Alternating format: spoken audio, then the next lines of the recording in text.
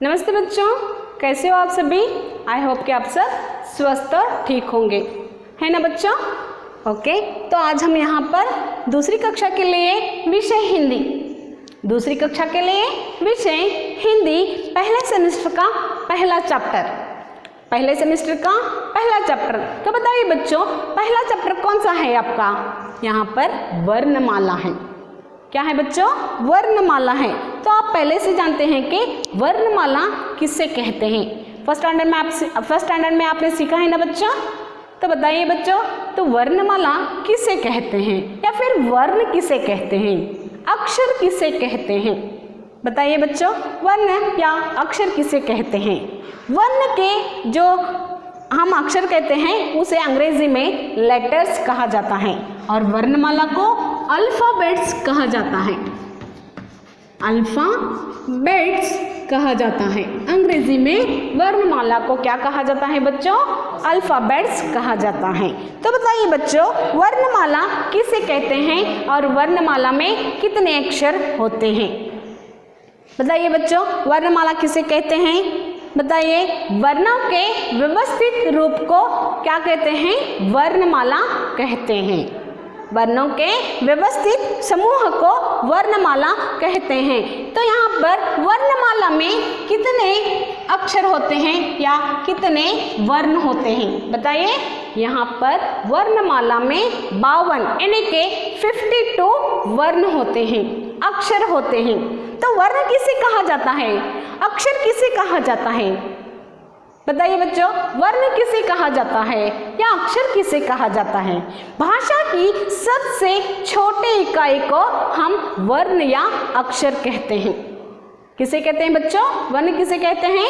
भाषा की सबसे छोटी इकाई को हम अक्षर या वर्ण कहते हैं। तो वर्ण जो है इसे हम अंग्रेजी में क्या कहते हैं, लेटर्स कहते हैं, लेटर्स कहते हैं। वर्ण को हम अंग्रेजी में क्या कहते हैं बच्चों, लेटर्स कहते हैं। तो बताइए बच्चों, हिंदी में वर्ण 52 हैं, तो अंग्रेजी में अल्फाबेट्स कितने हैं।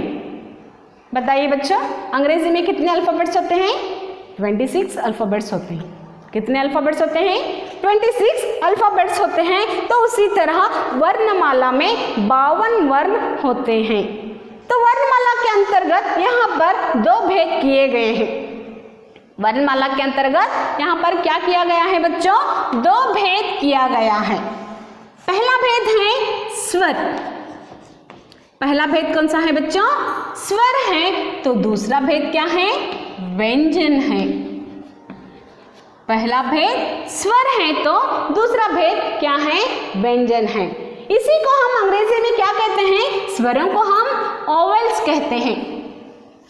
अंग्रेजी में हम क्या कहते हैं बच्चों, यहाँ पर ओवेल्स कहते हैं। और व्यंजनों को कॉन्सोनेंट्स कहते हैं। अंग्रेजी में हम व्यंजनों को क्या कहते हैं, कॉन्सोनेंट्स कहते हैं। जैसे कि वर्णमाला को अल्फाबेट्स कहते हैं, उसी तरह स्वरों को ओवेल्स कहते हैं और व्यंजनों को क्या कहते हैं, कॉन्सोनेंट्स कहते हैं। तो बताइए बच्चों, वर्णमाला के अंतर्गत आने वाले स्वरों की संख्या कितनी होती है। स्वरों की संख्या कितनी होती है। तो स्वरों की संख्या कितनी है बच्चों, यहाँ पर स्वरों की संख्या 11 है। स्वरों की संख्या कितनी है, 11 है। उसी तरह अंग्रेजी में ओवेल्स की संख्या कितनी है, 5 है। ओवेल्स की संख्या कितनी है, 5 है। तो बच्चों, आज के इस हम हिंदी क्लास में क्या करेंगे, स्वरों के बारे में अध्ययन करेंगे। किसके बारे में अध्ययन करेंगे बच्चों, स्वरों के बारे में अध्ययन करेंगे। जैसे यहाँ पर ओवेल्स, वोवेल्स कौन कौन से हैं बच्चों, ए, ई, आई, ओ, यू, ये क्या हैं, अंग्रेजी के ओवेल्स हैं। उसी तरह वर्णमाला के स्वर हैं, उन्हें हम आज की इस क्लास में अध्ययन करेंगे। तो सबसे पहले बच्चों आपको क्या करना है, 3 लाइन की बुक लेनी है।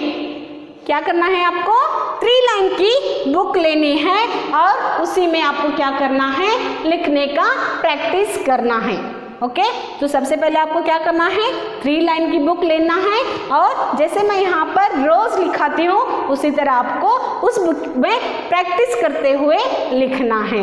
ओके, तो आइए बच्चों, आपको यहाँ पर क्या करना है, 3 लाइन की बुक एक खरीदनी है। ओके, तो देखिए यहाँ पर जिस तरह मैं यहाँ लिखा रही हूँ उसी तरह बुक में क्या करना है, आपको लिखते हुए प्रैक्टिस करना है। ओके, तो आज की क्लास में हम क्या करेंगे बच्चों, स्वर के बारे में अध्ययन करेंगे। स्वर जिस तरह वोवेल्स होते हैं उसी तरह हम स्वर के बारे में अध्ययन करेंगे। स्वरों को किस तरह से लिखा जाता है और उनका उच्चारण किस तरह से किया जाता है, आज हम यहाँ पर सीखेंगे। ओके, आइए बच्चों, देखिए यहाँ पर स्वरों को किस तरह से लिखा जाता है। देखिए यहाँ पर जैसे जैसे मैं यहाँ पर लिख रही हूँ उसी तरह आपको क्या करना है, लिखते हुए प्रैक्टिस करना है। अभी मैंने जो लिखा उसे क्या कहते हैं बच्चों, बताइए, उसे क्या कहते हैं, ओ कहते हैं। क्या कहते हैं, ओ कहते हैं। नेक्स्ट आगे बढ़ते हुए देखिए, आपको यहाँ पर जैसे मैं यहाँ पर लिखा रही हूँ उसी तरह आपको क्या करना है, लिखना है। यहाँ पर 2 लाइन खींचनी है, तो 2 लाइन खींचने से अ का क्या हो गया, आ। अ के बाद क्या आता है बच्चों, आ, तो यहाँ पर आ। ओके, नेक्स्ट देखिए यहाँ पर इस तरह से आपको लिखना है। ओके, देखिए जैसे यहाँ पर मैं लिखा रही हूँ, यहाँ पर एक लाइन खींचनी है, इसे राउंड करना है, यस की तरह लिखते हुए उसे मरोड़कर नीचे लेना है, जिसे हम ई कहते हैं। जिसे हम क्या कहते हैं बच्चों, ई कहते हैं। ओके, नेक्स्ट आगे बढ़ते हुए उसी तरह से लिखना है, यहाँ पर यस की तरह लिखना है और मरोड़ कर नीचे लिख लेना है और ऊपर क्या करना है, इस तरह लिखना है, जिसे हम ई, बड़ी ई की मात्रा ई कहते हैं। ओ, आ, ई, ई। ओके, नेक्स्ट आगे बढ़ते हुए ऊ की ओर बढ़ेंगे। देखिए ऊ को किस तरह से लिखा जाता है, तो आपको यहाँ पर अ लिख के जैसे लिखते हैं ना उसी तरह लिखना है, लेकिन यहाँ थोड़ा ऊपर की ओर खींचना है, जिसे हम क्या कहते हैं, ऊ कहते हैं। तो आपको यहाँ पर क्या करना है, ऊ लिखना है।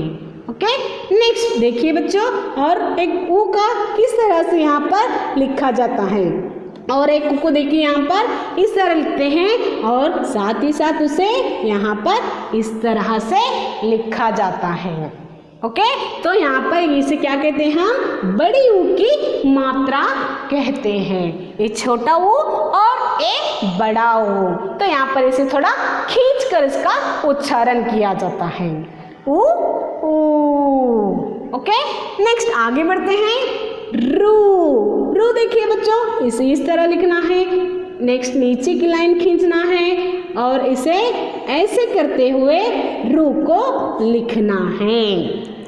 समझ में आ गया ना बच्चों, रू को किस तरह लिखना है। देखिए यहाँ पर एक क्रॉस लाइन में ऊपर खींचना है और नीचे की ओर एक क्रॉस लाइन खींचना है और आगे उसे इस तरह से लिखना है। समझ में आ गया। नेक्स्ट ऊ, ऊ, रू। रू के बाद क्या आता है बच्चों, ए। रू के बाद क्या आता है, ए। रू के बाद ए आता है। ओके, नेक्स्ट आगे देखिए, फिर से एक ए आई लिखना है, फिर से आपको इसी तरह से लिखना है, लेकिन ऊपर की ओर इसे लाइन खींचना है। इसे क्या करना है, इसे ऊपर की ओर लाइन खींचना है। समझ में आ गए ना बच्चों, एक ही जैसा लिखना है, लेकिन यहाँ पर इसे आई का उच्चारण किया जाता है। क्या किया जाता है बच्चों, आई का उच्चारण किया जाता है, ए आई। ओके, नेक्स्ट आगे बढ़ते हुए ओ। ओ को किस तरह से लिखा जाता है, देखिए बच्चों, यहाँ पर आ लिखना है, लेकिन उसे ऊपर की ओर लाइन खींचना है, ओ। इसे हम क्या कहते हैं, ओ कहते हैं। ओके, नेक्स्ट आगे देखिए, आओ। औ को किस तरह से लिखा जाता है? औ को देखिए बच्चों, औ को किस तरह से, यहाँ पर 2 लकीरों को खींचना है, औ। इसे हम क्या कहते हैं? औ कहते हैं। ओके, नेक्स्ट आगे आम। आगे देखिए बच्चों, आम को किस तरह से लिखा जाता है? आम देखिए अ की तरह लिखा जाता है बिल्कुल, लेकिन ऊपर की ओर उसे एक छोटा सा नुक्ता दिया जाता है। अ की तरह लिखा जाता है, लेकिन ऊपर की ओर उसे क्या किया जाता है? एक छोटा नुक्ता दिया जाता है, जिसे हम अम कहते हैं। इसका उच्चारण अम होता है। ओके, नेक्स्ट आगे देखिए आहा। आहा, तो यहाँ पर अ लिखना है और यहाँ पर 2 डॉट देने हैं। यहाँ पर क्या करना है? 2 डॉट देने हैं। समझ में आ गया ना बच्चों? तो फिर से एक बार देखिए, यहाँ पर इनका उच्चारण किस तरह से किया जाता है और यहाँ पर किस तरह से इसे लिखा जाता है। अ, आ, ई, उ, रु, ए, आई, ओ, औ, अम, आहा। तो आइए बच्चों, इसे अंग्रेजी में किस तरह से लिखते हैं ये भी हम सीखेंगे। अ को ए कर कर लिखते हैं, अ को ए से लिखते हैं, तो आ को डबल ए से लिखते हैं। आ देखिए किस तरह लिखा जाता है, ताकि आपको यहाँ पर इंग्लिश में पढ़ते हुए हिंदी को आसानी से सरलता से सीख सके, इसलिए मैं यहाँ पर आपको क्या कर रही हूँ, अंग्रेजी में भी इसे किस तरह से पढ़ा जाता है उसके बारे में आपको समझा रही हूँ। ओके, नेक्स्ट देखिए, ई को आई, ई को आई लिखा जाता है और बड़ी ई की मात्रा को ई, डबल ई, बड़ी ई की मात्रा को डबल ई से लिखा जाता है। नेक्स्ट ऊ को यू, ऊ को यू, बड़ी ऊ की मात्रा को डबल ओ, बड़ी की मात्रा बड़ी ऊ की मात्रा को डबल ऊ। री, रू को किस तरह से लिखा जाता है? आ रहा है, री। इसका उच्चारण री से होता है।